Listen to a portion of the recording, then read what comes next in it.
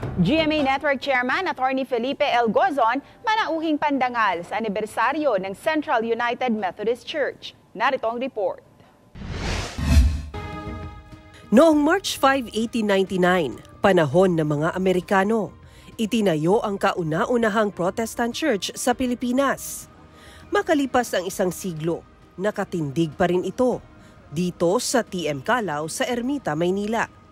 Ito ang CUMC o Central United Methodist Church na nagdiriwa ngayon ng kanilang 125th founding anniversary. My parents were married in this church. Kasama ni Attorney Gozon ang asawang si Teresa Gozon at mga anak na sina GMA Network SVP Attorney Annette Gozon Valdez, Doktora Marites Gozon Viterbo, Attorney Philip Gozon at kanilang mga asawa.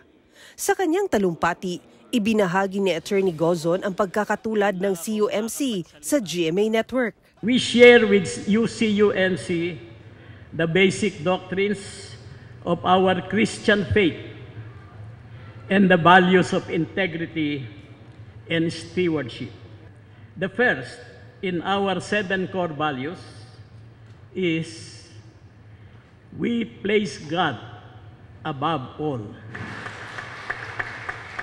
Through our GMA Kapuso Foundation, we have helped millions of Filipinos in need through our many projects. Dito rin sa simbahang ito, ginawaran si Attorney Gozon noong 2022 ng Honorary Degree of Doctor Laws mula sa Wesleyan University of the Philippines. Ngayon, balik dito si Attorney Gozon matapos mapiling guest speaker dahil sa kanyang accomplishments. Binigyang emphasis yung dugong metodista. Nagbank ang ministerial team doon sa wisdom ng isang Attorney Gozon na napalago niya yung naging number 1 ang GMA 7. I'm very proud at very honored.